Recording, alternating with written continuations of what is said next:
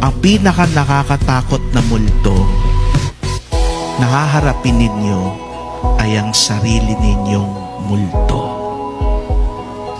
Yes, they are smiling, they look happy, but deep inside, they are broken.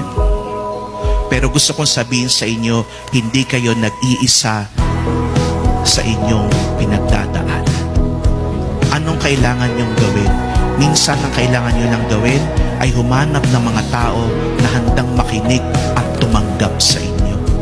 At kapag minsan nahihirapan na kayo at wala na kayong malapitan, ang pakiusap ko, lumapit kayo kay Jesus.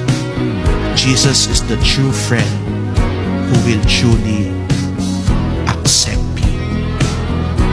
Kapag ginagawa niyo yun, nahaharap ninyo ang sarili ninyong multo.